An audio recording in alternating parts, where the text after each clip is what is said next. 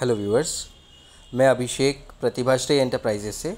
आइए डिस्कस करते हैं निफ्टी बैंक निफ्टी के लेवल्स को 29 मार्च 2022 के लेवल्स के लिए ना। अगर हम यहाँ से बात करें तो हम देखेंगे एफआईआईज़ और डीआईएस का डेटा। अगर हम इस डेटा को चेक करें तो हमको समझ में आएगा कि एफआईआईज़ की बिकवाली अगर देखा जाए तो कंपैरेटिवली कम है डीआईएस की ख़रीदारी के अगेंस्ट में। एफआईआईज़ ने 801.41 करोड़ की बिकवाली करी है और डीआईआईज़ ने 1161.7 करोड़ की ख़रीदारी करी है। अगर हम यूएस मार्केट्स का डेटा चेक करें तो जो स्पॉट लेवल्स हैं उनकी अगर बात करें तो डाउ जोन्स अभी 34,694.75 के लेवल पे है, हल्की सी गिरावट पे है। और नेस्डैक की बात करें तो 14,205 के लेवल पे है, जो थोड़ा बड़ा हुआ है। अगर यहाँ से हम निफ्टी का एसजीएक्स निफ्टी का लेवल देखें तो 17,368 के लेवल पे चल रहा है अभी। डाउ जोन्स और नेस्डैक के अगर स्पॉट लेवल्स की बात करें, फ्यूचर लेवल्स की बात करें मैं बताऊँगा, तो गिरावट के साथ हैं अभी 34,694 पे डाउ जोन्स हैं और नेस्डैक हैं 14,813 के लेवल पे। अब यहाँ से हम देख लेते हैं कि कोई ख़ास न्यूज़ है क्या जो हमारे मार्केट्स को इम्पैक्ट कर सकती है। शंघाई के कोविड लॉकडाउन लागू होने करने से और तेल में गिरावट से निफ्टी फ्लैट टू पॉजिटिव खुलने की संभावना, ये 12 घंटे पहले की न्यूज़ थी, है ना। आपको सब नज़र रखना है। मॉस्को पर वैश्विक प्रतिबंधों के बावजूद भारत रूसी कोकिंग कोल आयात जारी रखेगा, है ना। ये सारी इंफॉर्मेशन आपको रीड करनी है, डिस्कस हम इसको तकरीबन ओवरऑल डिस्कशन में करेंगे। अभी देख लेते हैं कि कुछ ऐसी कोई ख़ास न्यूज़ है कि आज जो ट्रिगर कर सकती है मार्केट्स को। तो नहीं, ऐसी कोई ख़ास न्यूज़ है नहीं, तो हमको सीधे लेवल्स पे चलना पड़ेगा और हम यहाँ पे लेवल्स की बात करते हैं। 17,222 का लेवल है जहाँ पे निफ्टी ने प्रोविजनल क्लोजिंग दी है, एडजस्टेड क्लोजिंग दी है। 17,003 का लो बनाया था हमने और 17,235 का हाई बनाया था। अगर हम इसकी बात करें तो 17,214.70 की प्रोविजनल क्लोजिंग थी। ये 5 मिनट्स का चार्ट है, 1 मिनट रुकिएगा। यहाँ पे 4 आवर्स के चार्ट में हम देख रहे हैं, इसको हम 1 डे के चार्ट पे लेकर चलते हैं और फिर वहाँ से हमारे लेवल्स हम डिसाइड करेंगे। अगर हम यहाँ से देखें तो अभी एक तेज़ी से ज़रूर समझ में आती है, जिस हिसाब से मार्केट आखिरी घंटों में तेज़ी का रुझान दिखा रहा था, तो कल हो सकता है कि थोड़ी बहुत तेज़ी हमको यहाँ से देखने के लिए मिले। तो अब यहाँ से हम लेवल्स देखते हैं कि कहाँ हमको ऊपर मिलेगा और कहाँ हमको नीचे मिलेगा। तो लेवल्स अभी इंटैक्ट जो हैं 17,222 के लेवल से ही पकड़ेंगे हम। यहाँ से अगर हम ऊपर बढ़ना चालू होते हैं तो हमारे पास जो लेवल आएगा सबसे अभी 2 लेवल होंगे आपको जो ध्यान रखने हैं। माफ़ी चाहूँगा, एक लेवल जो है वो 17,265 का है, इसके बाद 17,265 रुकावट का लेवल है, 17,300 ऑब्जर्वेशन लेवल है। तो पहला रुकावट का लेवल 17,265, 17,300 ऑब्जर्वेशन लेवल, 17,325 दूसरी रुकावट, है ना। 17,350 आपकी तीसरी रुकावट। अगर इससे ऊपर भी मार्केट जाता है तो आपको ऑब्जर्वेशन लेवल रखना है 17,400 का, ठीक है। और अगर 17,400 को हम क्रॉस करते हैं तो 17,450 हमारे लिए चौथा रेजिस्टेंस होगा। 3 के अलावा भी मैंने रेजिस्टेंस दिए हैं, ज़रूरी है कल के लिए। हालांकि ऊपर मार्केट अभी भी एक्सपेक्टेड नहीं है जब तक 17,350 को हम क्रॉस करके टिकते नहीं है तब तक, पर आपके पास लेवल हैंडी होना चाहिए। आइए नीचे कितना जा सकते हैं। तो जो गिरावट हमने आज देखी थी, ऐसा मार्केट ने करना नहीं चाहिए कि डेली इतना गिरावट दे, बट अगर होता है ऐसा कल भी कि हम 17,000 तक के लेवल पे आते हैं तो फिर ये एक आप कह सकते हैं कि नेगेटिव इंडिकेशन होगा मार्केट के लिए। हम जो लेवल एक्सपेक्ट कर रहे हैं यहाँ से हम उनको डिस्कस करेंगे। यहाँ से जो पहला सपोर्ट आएगा मार्केट को 17,170 का आएगा, इसके बाद में 17,119 का लेवल आएगा और फिर इसके बाद में आपके लिए जो फाइनल सपोर्ट होगा कल के लिए वो 17,075 का होगा। 17,075 इसके बीच में कोई ऑब्जर्वेशन लेवल नहीं है जिनको आपको नोटिस करना है फ़िलहाल के लिए। हालांकि 17,100 से नीचे कल हम मार्केट को एक्सपेक्ट नहीं कर रहे हैं, बट अनसर्टेनिटी के लिए आपको तैयार रहना है। इन एनी केस 17,000 टूटना नहीं चाहिए। बट आपको ये चीज़ एक बार मैं फिर से बोलना चाहूँगा कि हमने इसके पहले 17,006 का लो बनाया था, आज हमने 17,003 का लो बनाया है। तो ये संभावनाएं ज़रूर हैं कि एक बार मार्केट नीचे का 17,000 के नीचे का लेवल दिखा सकता है, जो कि 16,975 और 16,900 हो सकता है। तो इन यानी कि 17,000 75 का जो हमने फाइनल रेजिस्टेंस दिया है, इसको तोड़ के कल अगर हम टिकते हैं तो कहीं ना कहीं 16,950 तक का हमारा फाइनल सपोर्ट होगा कल के लिए, है ना। तो मैंने आपको 3 रेजिस्टेंस की जगह 4 रेजिस्टेंस और 4 सपोर्ट दिए हैं, आपको इस बात का ध्यान रखना है। आइए बैंक निफ्टी को डिस्कस करें। बैंक निफ्टी 35,710 के लेवल पे है। 35,016 का लो बनाया हमने और 35,770 का हाई बनाया है। अगर हम क्लोजिंग की बात करें तो 4 आवर्स के चार्ट पे हम देखेंगे 35,750 का एडजस्टेड क्लोजिंग आया है, प्रोविजनल क्लोजिंग आया है, और 35,710 का एडजस्टेड क्लोजिंग आया है।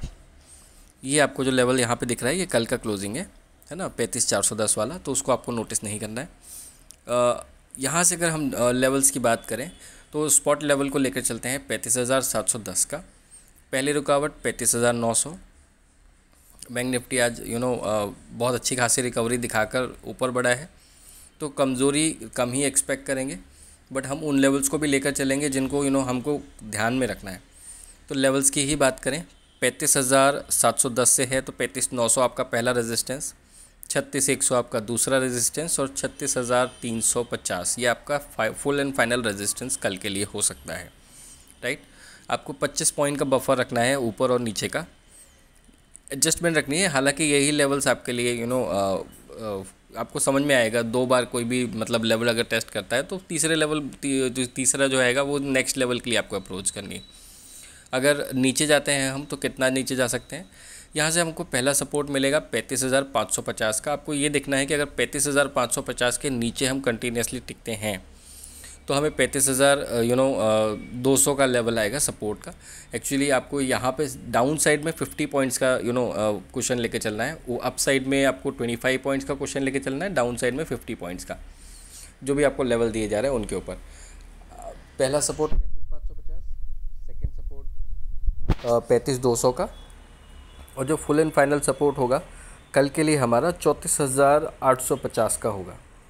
आप देख रहे होंगे कि इसमें थोड़ा बहुत डिफरेंस है कल के लेवल से, बट ये ज़रूरी है अभी के लिए। अगर हम 35,000 को तोड़ते हैं तो संभावनाएं आपकी 34,400 तक की खुलती हैं, इसलिए आपको ध्यान रखना है कि अगर 34,850 भी मार्केट तोड़ता है तो आपको कहाँ तक की गिरावट मिल सकती है।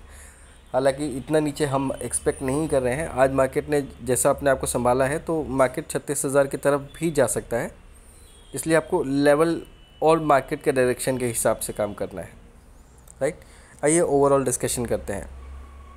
तो ओवरऑल डिस्कशन में कुछ बातें हैं जिनको वैसे तो हम इम्पोर्टेंस देते नहीं हैं, बट अभी के हिसाब से आपको सिर्फ ध्यान रखना होगा कि इन बातों को कंसिडरेशन में लेकर चलना है। चाइना, कोविड का इशू, अभी रशिया यूक्रेन जब तक है तब तक तो ये हमारे सर पे नहीं आएगा, ठीक। दूसरा मैटर, रशिया की जो इकोनॉमिकल स्ट्रैटेजी बोल सकते हैं उसको जो चल रही है, इसका इम्पैक्ट यूरोपियन मार्केट्स पर दिख सकता है 31 मार्च के बाद, क्योंकि उन्होंने डिसाइड किया है, उन्होंने कंपल्शन लगाने शुरू कर दिए हैं कि अब आपको जो भी ट्रेड है वो रूबल में ही करना होगा। जर्मनी और बाकी कंट्रीज़ का कहना ये है कि वो नहीं कर पाएंगे इससे यूरोपियन कंट्रीज़ पे इम्पैक्ट पड़ेगा, और उसका इम्पैक्ट अमेरिकन मार्केट्स पे भी पड़ सकता है और हमारे मार्केट्स पे भी पड़ सकता है, क्योंकि हम ग्लोबल मार्केट्स को भी देखते हैं, एक पॉइंट ऑफ कंसिडरेशन हमारा वो भी होता है। इसके अलावा अगर कुछ डिस्कशन करना है तो अगर हमारे मार्केट्स की बात करें तो कुछ चीज़ें ऐसी हैं जिनके लिए सेपरेट वीडियो नहीं बनाया है मैंने, जिनमें से एक है आइनॉक्स लीजर और पीवीआर का मर्जर। ऑलरेडी स्टॉक्स भाग चुके हैं। अब आपको ये कंसिडर करना है कि गिरावट आती है तो आप अपनी पसंद का कोई भी एक स्टॉक रख सकते हैं अपने पोर्टफोलियो में। इसके बाद में अगर आप बात करें रुचि सोया का एफपीओ जो आज बंद हुआ है, हमने आपको इसके लिए मना किया था कि आपको नहीं करना है अप्लाई। उसके पीछे भी कुछ स्ट्रैटेजिक रीजंस हैं। रुचि सोया के बारे में ये एक सेपरेट वीडियो बनाना ज़रूरी था, बट मैंने सोचा कि यहीं पे आपको वो चीज़ बता दूं, क्योंकि अभी मैं अलग से वीडियोस नहीं बना रहा हूँ। तो उस केस में ऐसा है कि रुचि सोया की कंडीशन ये है कि पिछले तकरीबन अगर आप 2020 की बात करेंगे, फरवरी के आसपास की, तो जनवरी के आसपास की बात करेंगे तो 4 रुपये प्राइस था रुचि सोया का।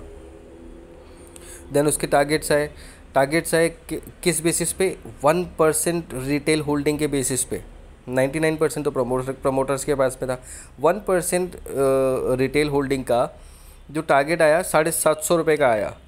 वो स्टॉक मार्च तक 110 रुपये भागा और अप्रैल मई के बीच तक 742 रुपये का हाई बना के नीचे आया। उसके बाद उसके 1500 तक के टारगेट्स आए और 1519 का हाई उसने बनाया। उसके बाद में फिर वो कहीं ना कहीं मैं टाइमलाइन साथ साथ नहीं बता रहा हूँ, बस मैं आपको सिर्फ एक हिंट दे रहा हूँ। तो 1519 रुपये का लेवल से आज भी वो 800 850 के लेवल पे है, क्योंकि उसका जो FPO है वो 650 रुपये के वैल्यूएशन पे आया है। तो आपको इस चीज़ का ध्यान रखना है कि 1% रिटेल होल्डिंग के बेसिस पे अगर ये स्टॉक 1500 रुपये भाग सकता है, तो कंपनी ने उस समय की बात मैंने इसलिए करी ताकि आपको उसका हिस्ट्री जोग्राफी याद रहे। जोग्राफी तो नहीं आएगी, बट हिस्ट्री और उसकी पूरी डिटेल से आपके पास रहे। अब मार्केट अपने फेयर वैल्यू जो पर्टिकुलर शेयर है मार्केट में अपनी फेयर वैल्यू पे ट्रेड कर रहा है, करने की कोशिश कर रहा है।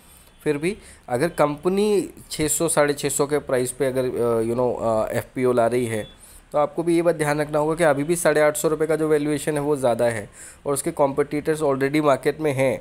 तो और दूसरी बड़ी बात कि इसके प्रमोटर्स अपने स्टेक बेचेंगे। अभी 99% स्टेक है, तो दिसंबर तक आपको इसका कुछ स्टेक ढीला भी होगा, कुछ स्टेक कम भी होगा, क्योंकि इनको अपनी रिड्यूस करनी पड़ेगी। प्रमोटर्स को अप टू 75% लाना पड़ेगा, जो वो धीरे धीरे लाएंगे। थोड़ा बहुत दिसंबर तक लाएंगे, थोड़ा बहुत नेक्स्ट ईयर लाएंगे, तो उसका इम्पैक्ट कहीं ना कहीं इसके रेट पे पड़ेगा। तो अगर आपको लेना भी है और अगर लॉन्ग टर्म के लिए ही लेना है, तो आपको बीच में और भी मौके मिलेंगे। ऐसा नहीं है कि ये एक फुल एंड फाइनल मौका है।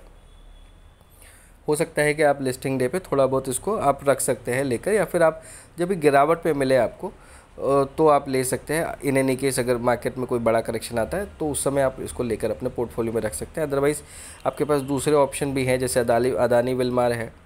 अभी इस स्टॉक ने अदानी विलमार की बात करूँ, जो इसका कॉम्पिटिटर है, वैल्यूएशन भी कम है और उसका मार्केट में एक हिसाब से देखा जाए तो वर्चस्व भी बहुत है और उसका वैल्यूएशन भी सस्ता है इससे।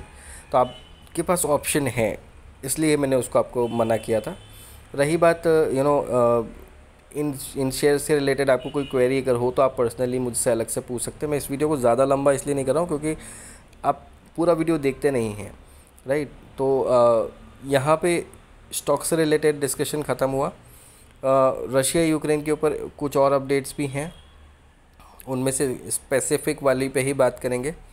यूक्रेन का जो मैटर है, जेलेंस्की का जो स्टैंड है और अमेरिका के बाइडन का जो स्टैंड है, we do not want to discuss and there is nothing to discuss about it. It is very important to see what Russia does, क्योंकि रशिया जो भी करेगा वो अपनी इकोनॉमी को बेहतर करने के लिए करेगा और जिस वे में करेगा उससे कहीं ना कहीं डॉलर को इम्पैक्ट पड़ेगा। और ये हमको नियर फ्यूचर में दिखने वाला है, क्योंकि आज रशिया को करेंसी की ज़रूरत है, आज रशिया को ट्रेड की ज़रूरत है और वो सारे ट्रेड या तो यूरो में करेगा या तो अपना रूबल में करेगा। कोशिश उसकी ये है कि रूबल में ही सारे ट्रेड हो। गेल की बात करी हमने तो गेल का आपने आज न्यूज़ सुना कि डॉलर की अपेक्षा वो यूरो में ट्रेड कर सकता है। मतलब आप समझ रहे हैं उसकी कहीं ना कहीं जो डॉलर की वैल्यू है ये कहीं ना कहीं साइड में हो जाएगी। और हम क्योंकि अमेरिकन मार्केट्स पे ज़्यादा डिपेंड करते हैं, हमें इसका शॉर्ट टर्म में तो नहीं but short to mid term में अगर धीरे धीरे करके कंसिक्वेंसेस समझ में आएंगे, हमारे मार्केट्स पे भी लॉन्ग रन पे इसका फ़र्क पड़ेगा। शॉर्ट टू मिड टर्म में हमको इंडिकेशंस आएंगे। होता है ना कि आपको हिंट्स आते हैं और हिंट्स के बाद में ही वो चीज़ होती हैं, तो आपको हिंट्स मिलेंगे, आपको उन हिंट्स को कीनली ऑब्जर्व करना है और लॉन्ग टर्म के हिसाब से अपने अपने इंटरेस्ट्स को बचा के रखना है। अब ये मैं आपको ये जो मैंने लाइन बोली है आपको ये अभी समझ में नहीं आएगी, बट आपको ये चीज़ समझनी है कि कहीं ना कहीं डॉलर के ऊपर इम्पैक्ट पड़ेगा। अगर डॉलर के ऊपर इम्पैक्ट पड़ेगा तो अमेरिकन इकोनॉमी के ऊपर इम्पैक्ट पड़ेगा। अगर अमेरिकन इकोनॉमी के ऊपर इम्पैक्ट पड़ेगा तो इनडायरेक्ट इम्पैक्ट हमारे मार्केट्स पे पड़ेगा, तब तक जब तक हम यूएस मार्केट्स को फॉलो कर रहे हैं। तो ये हमारे इंटरेस्ट्स की बात हुई जिनको हम यहाँ पे डिस्कस कर रहे थे। ओवरऑल डिस्कशन में ज़्यादा कुछ नहीं है कहने के लिए और डिस्कस करने के लिए। जितनी बातें आज के लिए थी वो मैं कर चुका हूँ।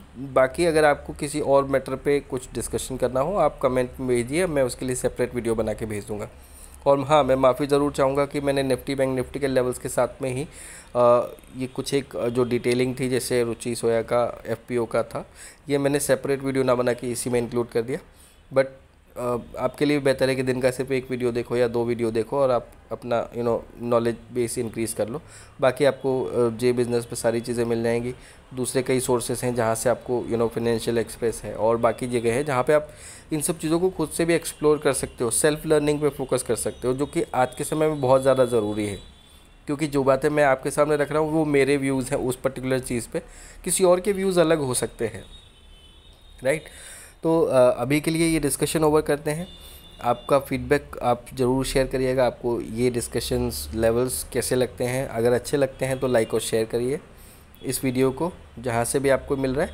और अगर आपको पसंद आते हैं ये लेवल्स तो आप इस चैनल को सब्सक्राइब करके और जिस भी सोर्स के थ्रू मिल रहा है वहाँ पे आप हमें फॉलो करके हमें सपोर्ट कर सकते हैं और हमें मोटिवेट कर सकते हैं। अभी के लिए मैं आज्ञा चाहूँगा, कल फिर मुलाकात होगी परसों के लेवल्स के लिए, राइट। क्योंकि परसों बुधवार है और परसों के क्लोजिंग मैटर करेगी क्योंकि फिर उसके बाद एक्सपायरी है ना, 31 मार्च है।